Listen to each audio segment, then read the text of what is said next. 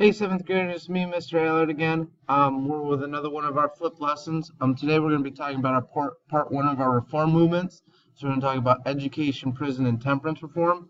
We're going to start with education reform. All of these should already be in your interactive notebook, but I'm just going to show you again. We're going to have our notes kind of here, and then the only thing that you're going to have to add on your own is going to be a summary or picture. I'm going to have pictures for you to kind of hand out to get some of the folks in there for these different movements. Let me try to get that. All right. So you're going to do your notes, boom, boom, boom. Actually, over here, boom, boom, boom. And then you got a summary or a picture. You can either write a 2 to 3 sentence summary or create a picture that reminds you of the reform movement. All right. Here we go. So education reform. Ooh, let me move this video so we're kind of in the corner so you can get all your hairs. What were schools like before kind of education reform took off in the 1830s is there wasn't really many of them to begin with. Few areas had what we call public schools. Most schools were private, meaning you had to pay for them, which was a problem during this time period because, again, we didn't have that much. We had a lot of disparity in wealth, so people couldn't afford to go to schools. Classrooms were overcrowded. Schools were basically for the town, so you would have, we're a junior high school, so we have 7 through 12. But imagine if it was K through 12, and then imagine if within one classroom you might have kindergartners with 7th graders with 12th graders. You'd have everybody kind of in one classroom, kind of like the one-room schoolhouse, which you've all seen that is over by the primary intermediate school. Teachers were not trained well and were paid very little. It was mostly just pretty much a warm body, whoever they could figure out to fit in. Education wasn't really valued at this point. Most people were not getting a formal education. Most people jobs were through apprenticeships or, this was the family business or something like that. Most children did not go to school. Even by the 1830s, somewhere in the neighborhood of about 80–85% of Americans were living on farms.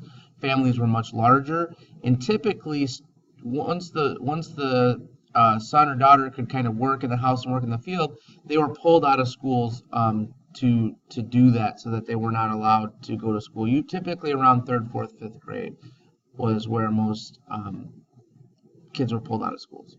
All right, the leader of this movement is Horace Mann. He does a lot of writing and a lot of research on what education should be and what kind of it shouldn't be. And much of his research and much of his work is kind of how we have schooling today, and we'll kind of talk about that when we get into kind of the reforms that were achieved.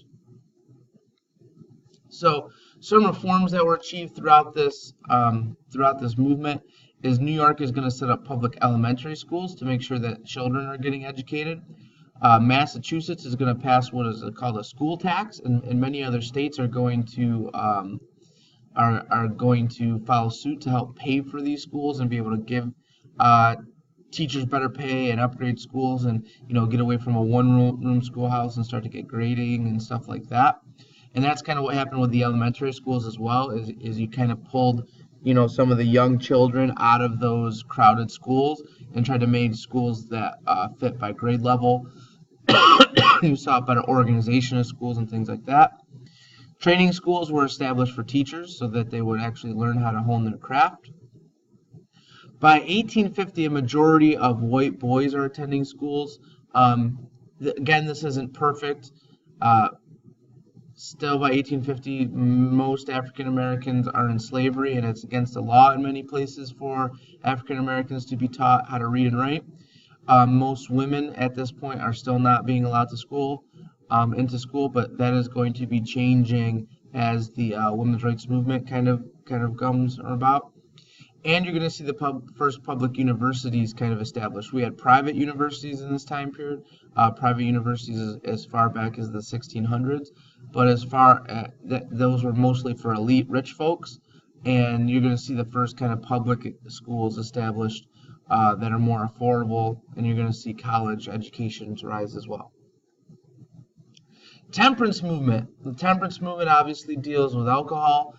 Drinking had become an academic large problem in the 1830s. There's very little, let me move out of the picture here so you can kind of see. There wasn't really any laws to regulate drinking whatsoever. There was no legal age limit. There was nothing like with drunk driving or anything like that. Public drunkenness, public lewdness. Some folks had laws about that in the books, but not in every town. Alcohol was blamed for a variety of social issues. Drinking was seen as causing crime, gambling. It was also caused as physical abuse. And this was many women were involved in this movement, which we'll talk about kind of in the next slide. But this was being seen as a big problem for American families. As we talked with the reform movements being a religious movement, they really focused on temperance as a way to kind of fix American families during this time period. The women's Christian temperance movement, all right, there wasn't a real reform leader. So when you get to the temperance movement, all right, make sure that when you put for your reform leader, just put WCTU for Women's Christian. There wasn't a real big like head honcho type, we can say like Horace Mann or Frederick Douglass or type like that was leading the temperance movement. But by 1840 there was over 5,000 temperance movements. Women are going to be very involved in this for reasons we're going to talk about in our women's rights flip lesson.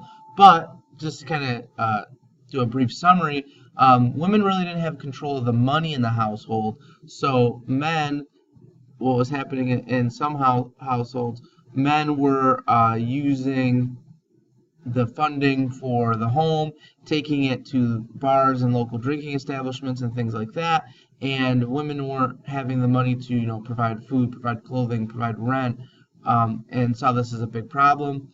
Many women, drunk husbands were coming home and they were being physically abused or verbally abused and things like that. So women were at the forefront of this movement. Trying to move around the camera, so I'm kind of staying out of the way of the writing. Reform movements achieved. Alcohol consumption in the United States is going to drop when the temperance movement starts, and you can kind of see that in the graph below. Right around 1830s is kind of when you see a steep drop in alcohol consumption throughout the United States. States are going to create blue laws. Some are still enacted today with the idea of having a dry county where no alcohol whatsoever is made or consumed. Or just ending alcohol consumption whatsoever.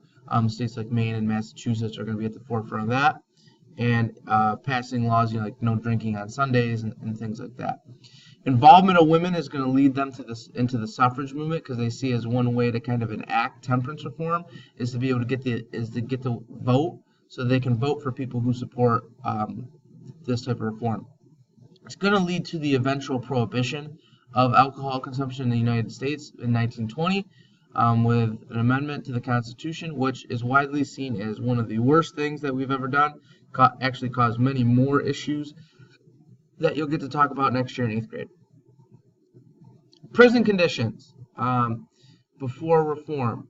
All right, so now we're going to be on our prison reform worksheet. Inmates are going to be kept in chains and in cages.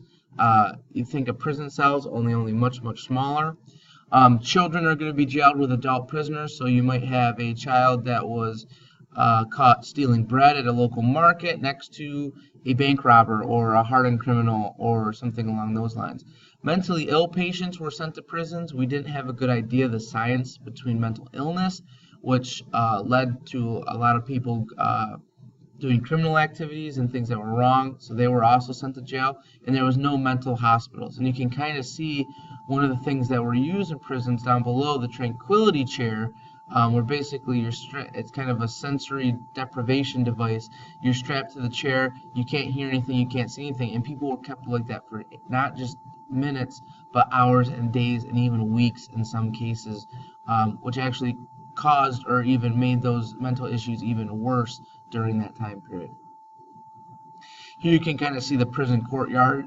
This is from a newspaper advertisement about the exercising in prison, and you can kind of see the masks being worn, people chained up, tied by ropes, have to stay together, kind of the cruel and unusual punishment there. The reform leader here is Dorothea Dix. She was working in these prisons in Massachusetts during this time period, seeing firsthand, and she began writing about all these different issues that she was seeing and hearing within the prison reform movement. Results and actions of the prison reform movement. There's going to be new mental asylums established, so that we're going to be able to take mentally ill patients and provide them with their own facilities to try to help them. Debtors, or people who own money, are no longer imprisoned, and that was a big problem, because if you are in debt and you owe people money, how can you pay them off if you can't work and you're in jail? A justice system is going to be created for children, kind of the juvenile justice system, to separate them out of the larger issues. And cruel and unusual punishment is going to be outlawed. So things like the tranquility chair, chains, cages, things like that are going to be made illegal. Now, this wasn't perfect. There's still a lot of work to do with most all of these reforms, and lots of people are still working for reforms on these issues to this day, but this is going to be the start of the 1830s. All right, so what you've got to finish up is you got to create a summary, either 2 to 3 sentence summary for each movement, or a picture that represents each movement in the summary box. I'll be checking these tomorrow. If you have any questions, feel free to send me a message on Moto, or on Schoology rather, sorry, and good luck. See you later.